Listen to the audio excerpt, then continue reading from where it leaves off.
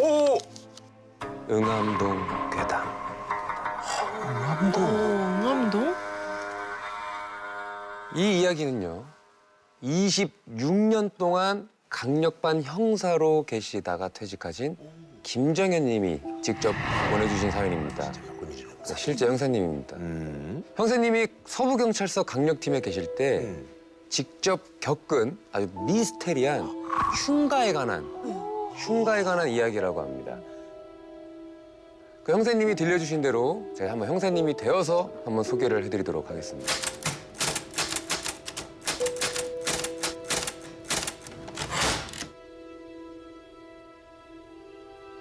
자, 때는 2002년 10월입니다. 제가 그 흉가에 관해 처음 들은 건 건물에 살았던 한 세입자를 통해서 처음 듣게 되었습니다. 지씨 성을 가진 51세의 남자였는데요. 응암동 재래시장 옆에 한 건물 지하실에 덤핑 옷을 팔다가 정말 기이한 일을 겪었다고 합니다. 지하라고 해서 반지하가 아니라 정말 계단을 따라서 한참 내려가야 나오는 말 그대로 지하실. 네, 지하실입니다. 근데 여기서 새들어서 한 지가 한 반년쯤 되었을까요? 지하실에서 이상한 소리가 나기 시작합니다.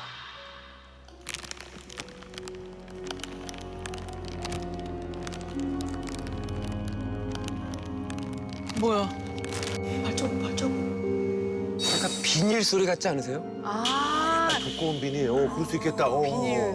그래서 지 씨도 처음에는 이게 그래 뭐 비닐봉투에서 나는 소리겠거니라고 생각을 했다고 합니다. 주변에 워낙 이제 비닐로 된 옷보따리도 많고 근데 문제는 그 소리가 점점 더 크고 점점 더 자주 들리더랍니다. 근데 거기다가 이런 아주 기괴한 소리까지. 사람 아니야? 정말 온몸에 털이 막 삐쭉삐쭉 곤두설 정도로 아주 소름이 돋는 소리까지 같이 들렸다고 합니다. 근데 벌써 일주일쯤 지나서 지 씨는 그 소리의 출처가 어딘지 알게 됐다고 하는데요. 지하실 한쪽 구석에서 또 그 소리가 나는 겁니다. 그래서 천천히 고개를 들어서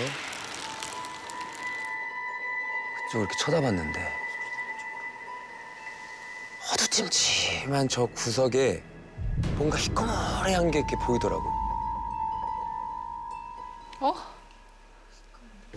다가가서 자세히 한번 살펴봤더니 그건 바로 비닐에 칭칭 감긴 야야야야.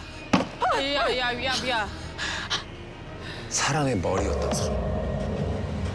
사람? 어? 진짜 사람인가? 그 소리가 바로 비닐 때문에 숨이 막혀서 내는 소리였고요. 진짜 사람이야? 근데 더 끔찍한 건 한쪽 얼굴이 으스러져서 피떡이 돼 있는 얼굴이라고. 뭐야? 뭐야, 진짜야, 뭐야. 이게 어떤 날은 비닐꾸러미 속에서 막 이렇게 꿈틀대면서 보이기도 하고 어떤 날은 박스 뒤에서 하고 씨. 아이. 털이 다 섰네. 씨. 행거가 걸린 옷들 사이로 갑자기 막 푸쓱 하고 나타나기도 하고. 이쯤 되면 이거는 근데 더 놀라운 건요. 지 씨 말고도 그곳에서 기이한 일을 겪은 세입자가 더 있었다는 겁니다. 계속 있는 일이네. 이러면 뭔가요? 거기 뭐 터가 안 좋. 귀신이 있는 턴가? 그래서 한번 조사해보니까 지하실에서 가장 먼저 입주한 사람은 재단 공장을 운영하던 정 씨라는 사람이었습니다. 근데 정 씨가 입주한 지 1년 만에 갑자기 죽었습니다. 거기서? 목을 매서 자살을 했고요. 정 씨의 재단 공장을 또 인수한 두 번째 세입자가 나타났습니다. 최 씨. 최 씨 역시 갑자기 암으로 세상을 떠났습니다. 이제 뭐 그럴 수 있는데. 그럴 수도 있겠다 싶지 어. 않습니까?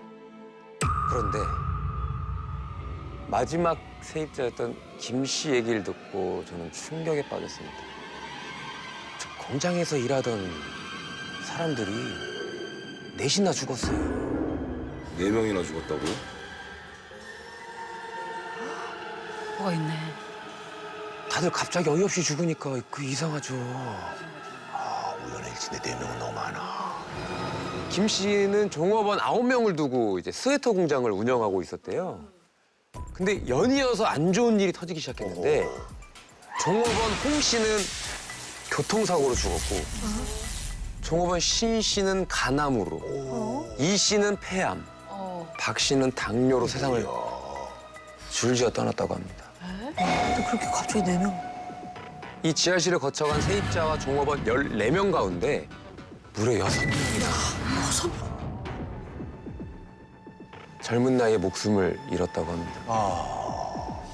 흉흉한 소문은 동네방네 이제 퍼지기 시작했고 그치, 동네 사람들이. 그러다 보니까 어느새 이렇게 응암동 괴담으로 불리면서 거기서 그친 게 아니라 신문과 방송에도 나기 시작했습니다. 서울시내에서 이런 일이. 이 지하실에는 과연 어떤 비밀이 숨겨져 있을까요?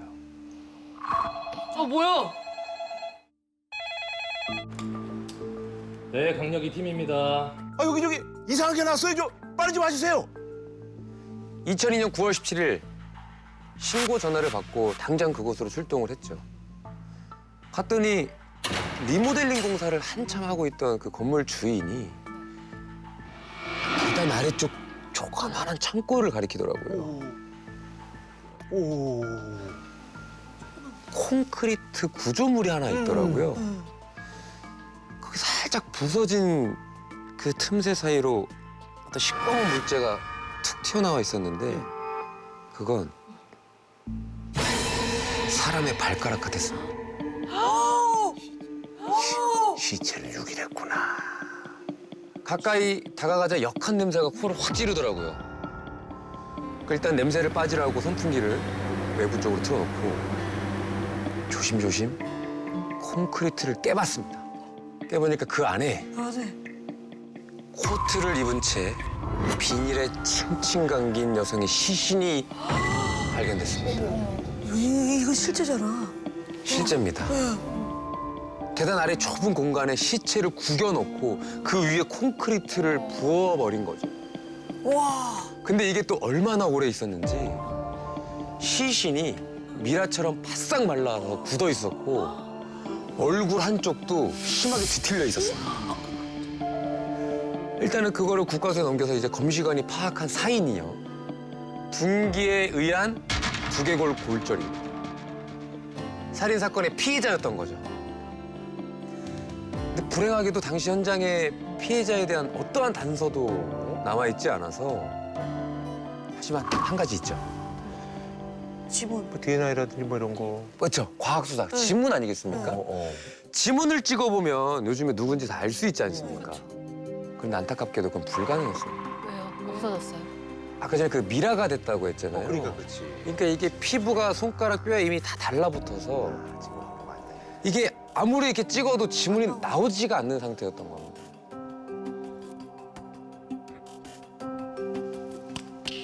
아이디어가 하나 떠올랐습니다. 이걸 알코올에 담가서 불려보면 되지 않을까? 다시 돌아오지 않을까? 그럴 수도 있겠네요. 아, 근데 이게 그렇다고 해서 시신을 알코올에 뿌릴 때까지 담가 놓을 수도 없는 노릇이고 손가락을 절단하기로 합니다. 어쩔 수 없이. 아이고. 어쩔 수 없이. 예. 그렇게 한 달이 지났습니다. 김 여사님! 나왔어요. 드디어 지문이 나왔습니다. 지문 나왔어. 다행이야. 일단 피해자는요. 구로구에 살고 있던 56세의 독신 여성이었습니다. 거리가 꽤 있는데. 5년 전 가을 약속이 있다면서 나간 그녀는 돌아오지 않아서 가족들은 실종 신고를 해놓은 상태였고요. 곧 이어서 범인의 정체가 드러났습니다. 저희 강력반 형사들이 그가 살고 있는 집을 급습했습니다. 그런데 입구에서부터 좀 쎄한 거예요. 무당집이었던 겁니다.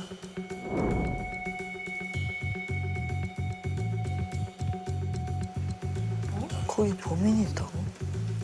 잠시 후에 방문을 연 우리는 더 황당한 광경을 목격하게 됩니다. 말만 들어도 섬뜩한 암매장 살인 사건의 용의자. 땀을 뻘뻘 흘리면서 굿당에서 걸레질을 하고 있더라고요. 이름은 지영춘. 지영춘! 누구세요? 당신은 응암동 살인 사건의 용의자로 기분 체포한다. 금방에 그를 제 앞에서 수갑을 채웠죠. 근데 제가 지영춘이라고 했는데 여러분들은 지영춘을 이미 알고 있습니다. 지영춘? 제가 맨 처음에 소개했던 지씨. 그러니까 그거요. 지시였는데 그 귀신을 봤다고 한 그 세입자.